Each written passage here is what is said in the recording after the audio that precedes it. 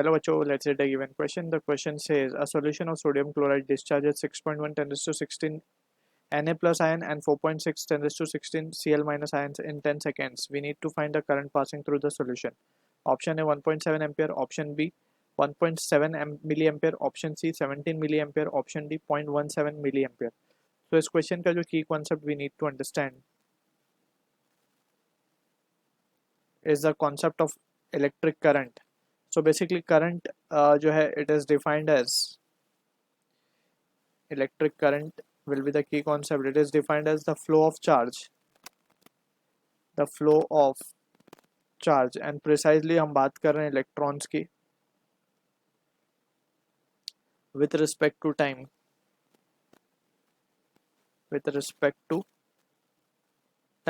so time के respect में किसी particular point से कितना चार्ज फ्लो हो रहा है उसे हम कहते हैं इलेक्ट्रिक करंट. इसको हम डिनोट करते हैं आई से और इसका जो यूनिट होता है वो होता है एम्पियर. ऐसा यूनिट जो होता है एम्पियर होता है. ठीक है, तो अब हम बात करते हैं हमारे क्वेश्चन की. तो क्वेश्चन में हम देख सकते हैं हमें बोला गया sodium chloride discharges. Sodium chloride जो है डिस्चार्ज कर रहा है. Na प्लस कितना है? Na प्लस है 6.1 10⁻16. Na प्लस आयन है और Cl माइनस आयन कितने हैं?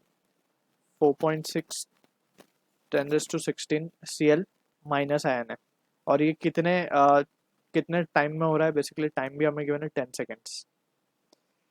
हमें पूछा गया कितना करंट पास हो रहा होगा. तो सबसे पहले ये Na प्लस बना कैसे? ये इलेक्ट्रॉन लूज करने के बाद बना होगा. ठीक है, कितने इलेक्ट्रॉन लूज किए होंगे उसने? इतने लूज किए होंगे 6.1 10⁻16. सिमिलरली Cl ने भी इतने इलेक्ट्रॉन गेन कर लिए 4.6 10⁻16. ठीक है, तो सबसे पहले अगर हम बात करें करंट की तो करंट होगा Q अपॉन T.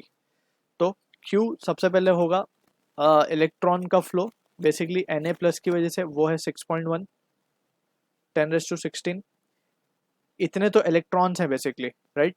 अब हर एक इलेक्ट्रॉन पे चार्ज होता है. कितना चार्ज होता है? 1.6 10⁻19. ठीक है, ये बात हुई Na प्लस की. ऐसे ही हम Cl माइनस के लिए भी लिखेंगे.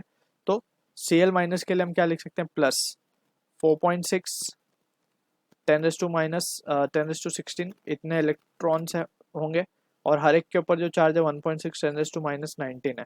ठीक है, टोटल हो गया. ये चार्ज मिल गया हमें divided by time is 10 second.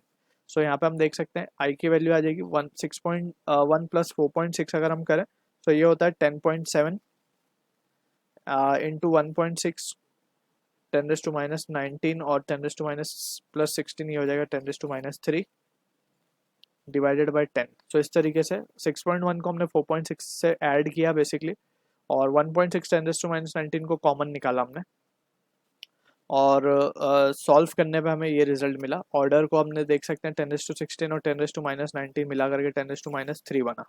तो अब इसको सॉल्व करने पे वी कैन से ये जो वैल्यू आएगी हमारे पास it comes out to be 10.7 into 1.6 करते हैं तो 17.2 और नीचे 10 से डिवाइड जब इसको करेंगे तो 1.71 हो जाएगा into 10⁻³ and it will be in ampere. ठीक है, इसको यहाँ लिख देते हैं. You can say therefore finally I की वैल्यू आ रही है हमारे पास 1.71 10⁻³ एम्पियर और simply it can be written as 1.71 milli ampere. So this is the answer for the question. अगर हम ऑप्शंस को देखें तो closest option matching with this is option B. So I hope you understood the solution. All the best.